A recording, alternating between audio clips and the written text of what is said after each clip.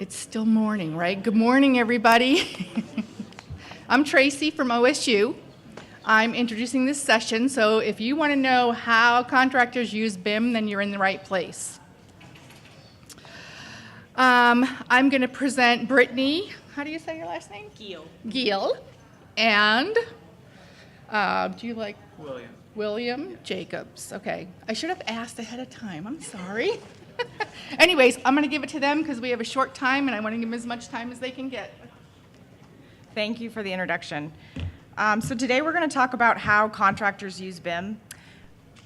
And I hope I've learned a lot in the last couple of days, kind of learning about your processes, and I'm hoping that maybe from our presentation you'll have a better understanding about how to write contracts and how to ask for the right deliverables from your consultants as well as other contractors that you work with.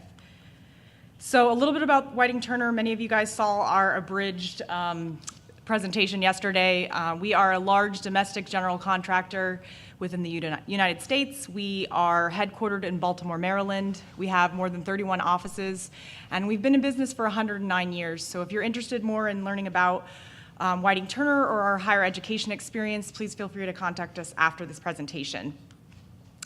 So a little bit about virtual design and construction and some of our national statistics. We have over 1,400 projects currently that are using BIM in some capacity. That's about 3/4 of all of our jobs are using some sort of software innovation, VDC technology. We have been ranked in the top 3 in BD&C's BIM Giants report since 2013.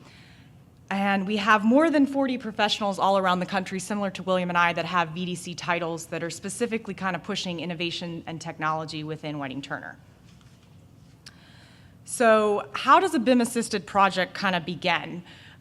Really, BIM requirements, contractual requirements that you guys write really drive the level of collaboration that's required for trade coordination downstream. We encourage contractual requirements related to BIM because it's beneficial for us to be on the same page and understand what you're looking for, and it's beneficial to have the consultants also contracted to some sort of BIM deliverable.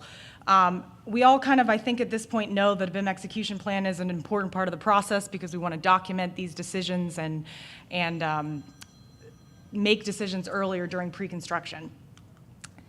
So typically, we suggest creating a BIM execution plan that is specific to the relationship and the information exchanges that take place between contractor, owner, and architect of record and its consultants. So this is really about what contractual deliverables are required, when do these information exchanges take place, how often do they take place, what are the BIM goals and BIM uses for that process. But then a lot of times in a design, bid, build delivery method, there will be separate execution plans that also take place. So that master document points to a lot of other supplemental execution plans as well. So a lot of times our design teams are creating their own BIM execution plan with their consultants, and that may actually be more akin to Revit standards. That might be about origin point and level naming conventions and what view templates they're creating. And then we have our own separate subcontractor BIM management plan that's really an appendix to their scope of work. So that's looking at what are we contractually buying from our subs that are participating in the coordination process, and what are they contractually obligated to do. So how will they get, when will they get paid, and what are their services that they're providing to us. And then integrated digital turnover, which is probably the piece that you guys are most interested in, is the kind of cataloging the process for the data deliverables that can be created prior to handover. So that process sometimes requires its own execution plan. A lot of those decisions sometimes still get made during the design process after contracts are signed. So just to kind of recap, we've got a project execution plan that's more of a holistic document between owner, client, contractor, and designer, and then we've got supplemental subcontractor execution plan that's more about the nitty-gritty of the trade coordination process. So how does the coordination process work? I'm sure many of you guys already kind of know this and are familiar with it, but our typical approach is that the architectural design intent model is used sort of as a container for creating the coordination process. So we will recreate the contents of the mechanical discipline, sheet metal, mechanical piping, plumbing, sprinkler, our structural subcontractors, so steel or concrete, And they will produce fabrication level models that then get combined and included inside of a container model that's been provided by the architect. But we will very rarely recreate the contents of the architectural model ourselves. We do occasionally have architects that are still in 2D, and that would be a case where we would probably go to a third party to recreate, do a 2D to 3D conversion. But 90% of the time, we are using the architect's model in some capacity as a container for this process. So what kind of challenges come with that process? So Revit requirements. Many of you have decided to use Revit as your kind of standard product for deliverables, and also a standard for probably containing data. Revit requirements are great, but sometimes that may limit potential bidders. We have a lot of subcontractors, particularly in the Mid-Atlantic, that are still in 3D CAD applications. So we have a lot of electrical contractors and mechanical contractors that seem to be using Revit in that capacity, but I haven't met a sprinkler contractor yet that is designing in Revit. They're still using HydroCAD and AutoSpring to design sprinkler systems. A lot of our sheet metal subs, they still communicate with their CNC machines using AutoCAD Fabrication MEP. So just understand that if Revit is a contractual requirement of the contractor, there may be associated cost with creating that deliverable, whether it's updating a design intent model or actually going out to a third party and supplementing and taking fabrication level information later. And then there's also a big discrepancy sometimes in our industry between the difference between a record model and an as-built model. So a record model is really the design intent model that you receive often in Revit, updated throughout the construction process. So that's major ASIs, bulletins, major changes that happen during construction, they get captured. And then that record model is what generates record documents that they deliver to you at the end of the job often. And then you have an as-built model that's concurrently being updated by the contractor. That's those fabrication level models being updated to the exact geometry that have changed in the field. So a lot of times it's two different deliverables and two different software formats. I have this example of the contractor is responsible for a fully functional BIM. This is just an example of, I worked on a $1 billion casino project 2 years ago, and the only line item related to BIM in the RFP was that sentence. What does that mean? So I hope that if you get anything from this presentation, it's that the more you spell out and the more you kind of describe what deliverables you're looking for, the better end product that you're going to get from both consultants and contractors. Another common challenge is a misinterpretation of the LOD BIM form specification. So a lot of times we see LOD 500, we see LOD 600, we see 6D requirements, which sometimes a lot of owners akin to, I want data, I want a data deliverable, I want a model that has data incorporated inside of it. But the confusing part is that the BIM form spec actually doesn't actually say that 500 has to include data. All LOD 500 really is that model elements are field verified. So you're getting that as-built information about geometrically if something moved between the shop drawing process and the final physical installation. But you can kind of see that last line item. Non-graphic information may also be attached to model, but may, not necessarily kind of defining what information is attached and how much, the quantity. So while we agree LOD 500 can contain data, it needs to come with a data spec as well. That deliverable has to be further defined because obviously there's this associated labor and an understanding that needs to take place between the different parties. And then sometimes a very common misconception is sometimes we'll get provided an LOD table and you'll see 100% CDs, LOD 300, all the way down every uniform category. At construction fabrication model, LOD 400, all the way down. And then as-built model, LOD 500, all the way down. And there's really no such thing as the LOD of one full model. It's really the level of development of each individual modeled component. So different levels will be distributed. On average, maybe you have a model of mostly LOD 300 components at 100% CDs, but understand that there is some information that may not be taken to that level of detail, and it may not be required to create a set of 2D construction documents. So a lot of times we do kind of rearranging and re-understanding this LOD table, and it should definitely be a part of your BIM execution plan. So coordination drawings, this is another kind of antiquated deliverable in my eyes. How many of you guys have received coordinated drawings that are illegible? at some point. Yeah.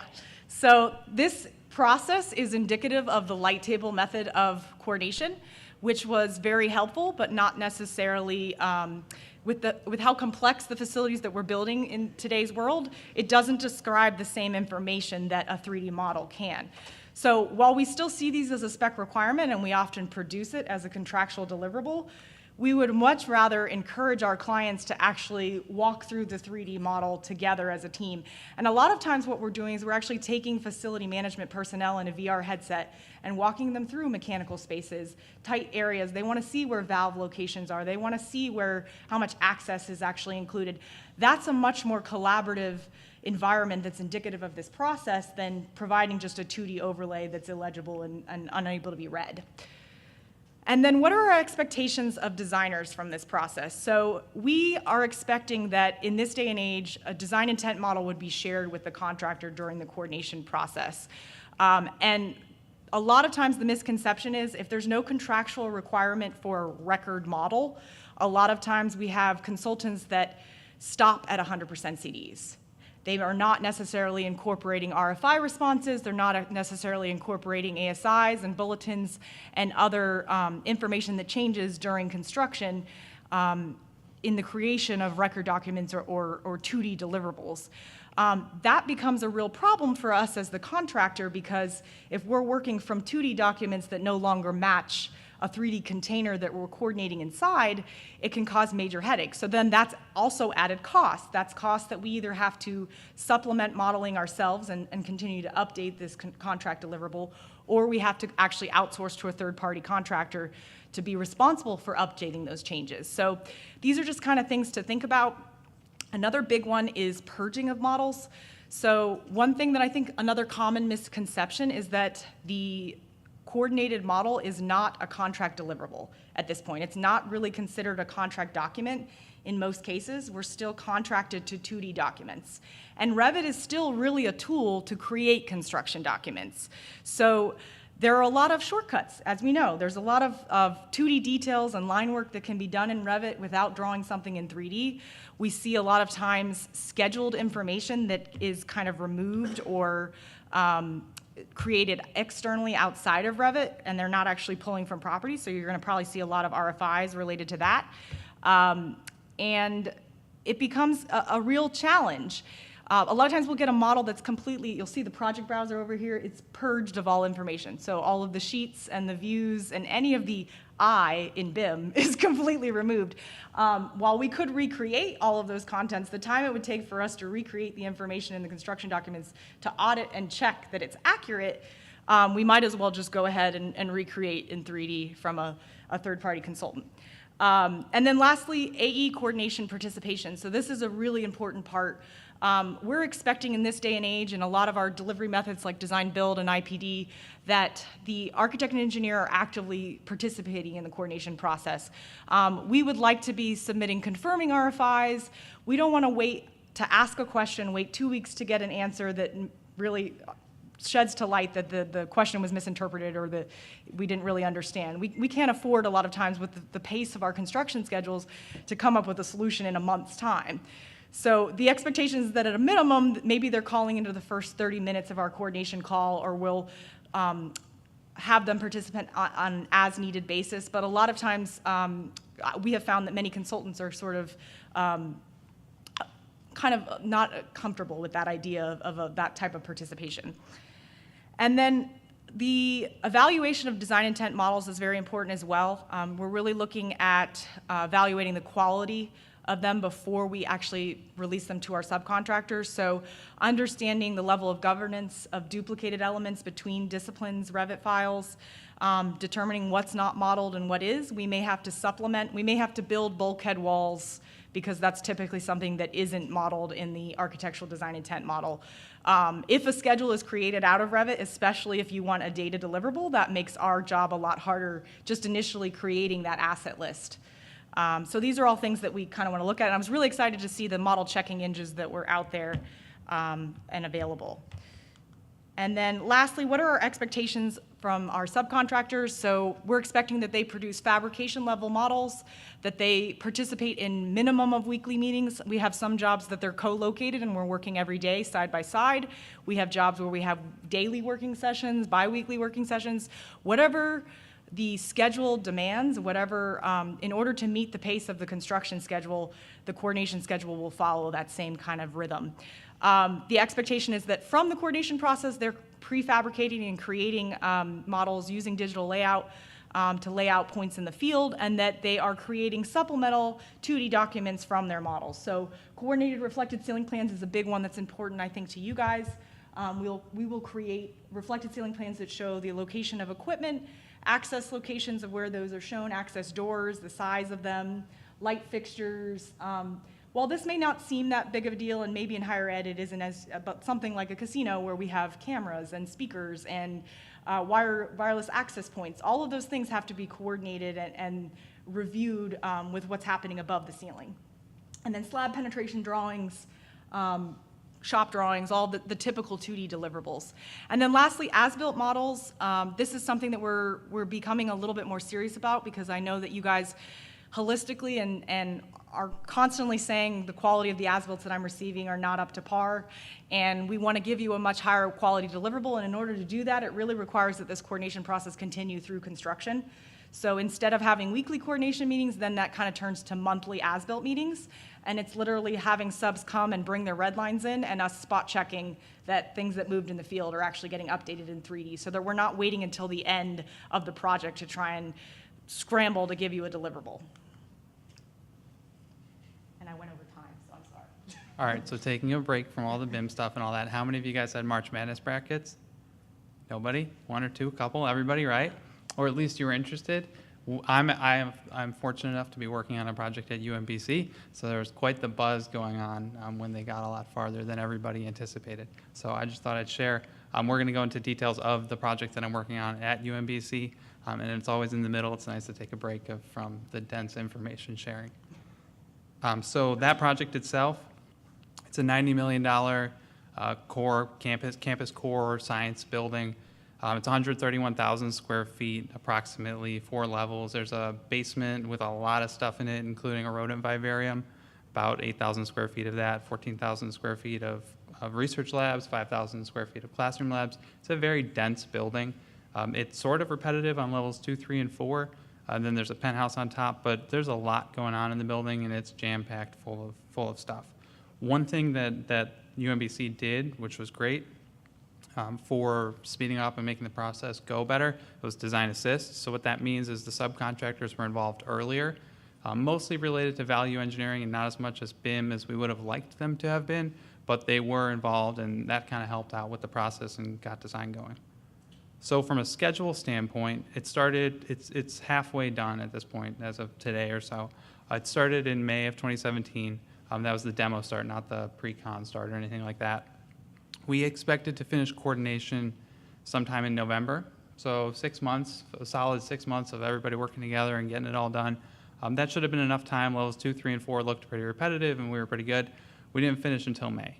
So, and that was still okay, and I'll get into that in a little bit. But it does take time to do this, and it needs to be built into the schedule to understand how the coordination process affects the project. And like I said, the project is ending in May of 2019. So taking it back to the start of this project when we were bidding on it, the RFP itself had some language in it that specified that we needed to do BIM. So the first part was coordinated drawings are a requirement of the contract documents. That's fine. That's great. Coordination, we get that. We're good. Every contractor does coordination. It's standard. It's expected. We're good there. And that continues and says construction manager has in fact coordinated the trades. Good. Same process. Verified all construction criteria, right? We need to make sure it actually works. And in light of all this, the project can be built as designed. And I'll tell you, that came up in the middle of our project where we reached out to the designer and said, hey, by the way, your stuff doesn't quite fit. I know you think it's fully designed, but it doesn't quite fit. So we reached out and they said, well, we made our design. It's 100% coordinated. Good luck. And we, if we had a very specific question that said, can we change this? They would say, okay, after a little bit of a discussion. But the idea was the contractor is responsible for making it fit. And we did. I mean, that's what we were hired to do, so that's what we did.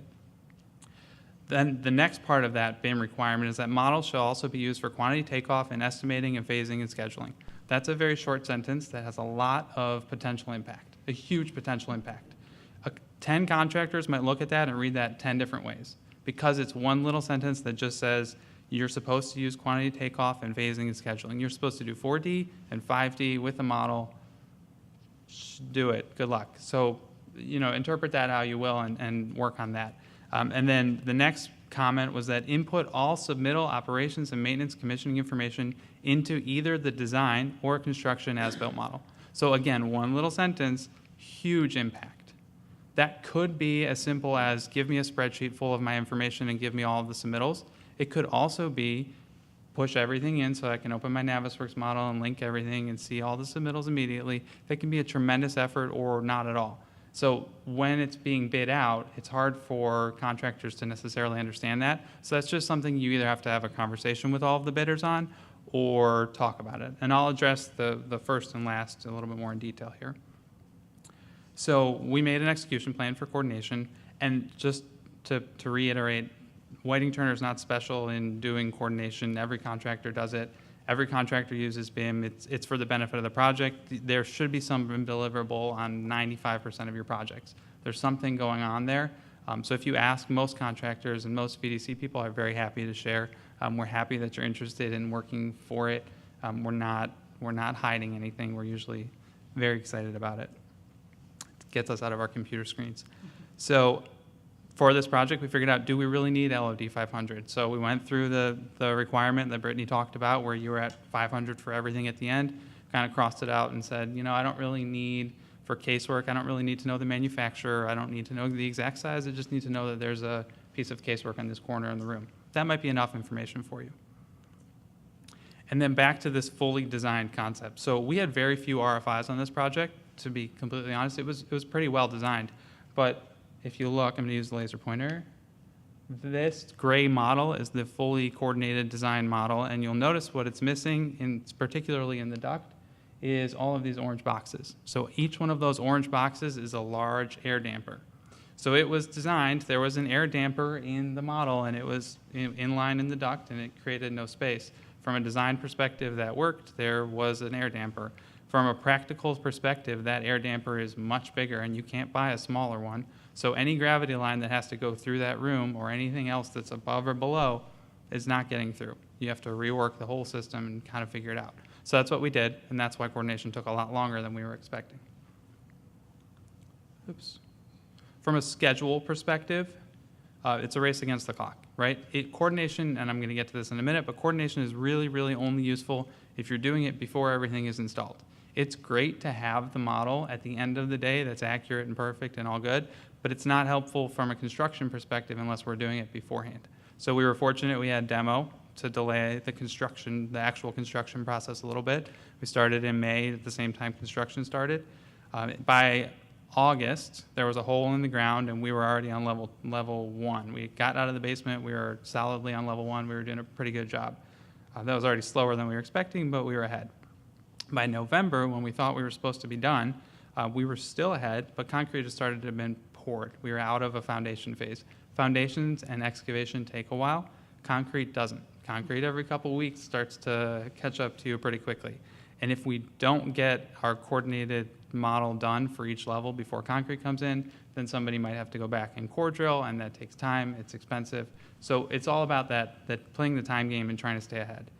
So by the end, in April, May timeframe, we were ahead. We had finished coordination. We were good, and we beat installation. How we do that and how any contractor will do that is consistently working with your subcontractors, consistently working with the owner and the designer. Reach out as much as possible. I was in meetings daily, every other day, 4-hour meetings, just kind of sitting there helping everybody work through all of the issues that they might have had to get them done. So it's a constant communication and collaboration discussion. And that's true for anything project management related, and particularly BIM. Some of the other things that we did for this project, laser scanning. So we had an existing tunnel for this project with a bunch of utilities serving all of campus, which I'm sure is pretty common for most of your universities. In that tunnel, we were tapping into a couple of the lines, so we scanned. We went in there one day, it takes like a half hour to scan. It doesn't take that long. By the end of the day, we have the scan back in the model. We can align it, and we can figure out where are we tapping into that line, where are we going with that. So it's just one extra tool to kind of help you along the way there. To give you an idea of how congested this building was from a coordination standpoint, this is that rodent vivarium in the middle with all the green and purple. There's ductwork going everywhere, so there's no room. And to give you an even better idea, this is going to be hard to explain. I've spent a lot of time on it, but oops, that's going to make it extra hard. That's duct, and this is all sorts of pipe trying to sneak its way through there from inside the ceiling. From below, you've got lights and some smaller conduits, as well as some cable tray kind of sliding on by. And from above that duct, you have 30 or 40, like 3 to 4 inch conduits that all come in as a rack. So it's next to impossible to stick your hand up in there as soon as that's all in. So what the contractors have done, and most contractors will do this, is prefabricate as many pieces as you can, so that you're doing the least amount of work in the field, and it just kind of comes and fits on site. Again, you can't do that if you're not ahead of construction with your coordination process. And my last slide, so I talked about this last year for those of you who are here, but this whole integrated digital turnover is really a whole separate effort. The idea is that you're collecting all of this information, this COBE information, if that's what you're asking for, or BIM 60 or 70, whatever you want to call it. But for this project, we're doing that as well. We made an execution plan, we distributed it among all the pertinent people, and we're collecting information in a software that you could have make, model, serial number, location, asset type, all that information, and then all of your O&Ms and submittals are available to you, linked to that asset. We could link this back to the model, but we're all under agreement that it's better just for you to have the information, for the owner to have it, than to try and jam it back into a model at the end of the day. With that, we'll open it up to questions. Yes? Can we go back to the slide with all the language? Yes.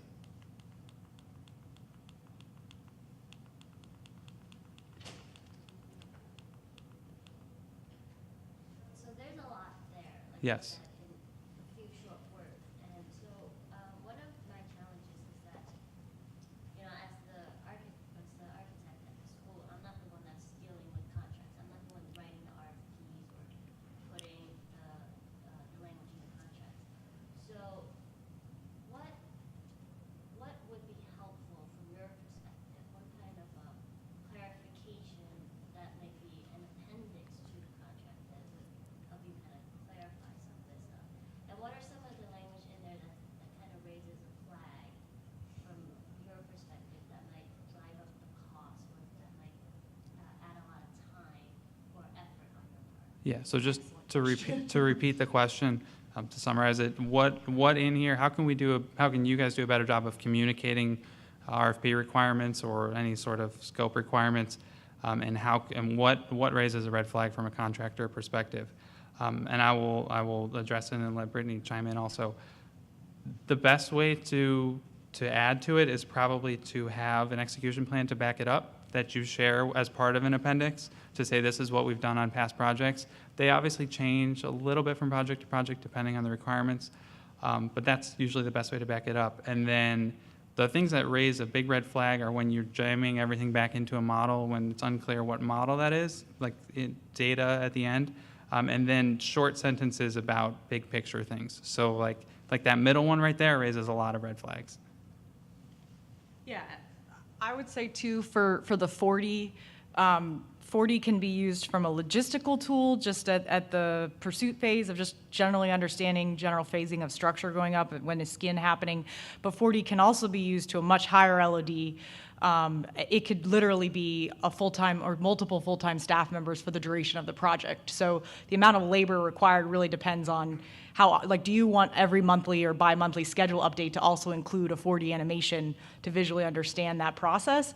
That's a different deliverable than providing 1 or 2 animations throughout the process just to show structure or scan or some of these bigger picture questions. Yes? Well, just to comment on that, right? I mean, that's been a common theme of CFJ for years, is the different departments within these organizations talking to each other, right? Mm-hmm. Creating some type of a standard so that facilities gets what design and construction has outlined for us, right? That's the challenge, right?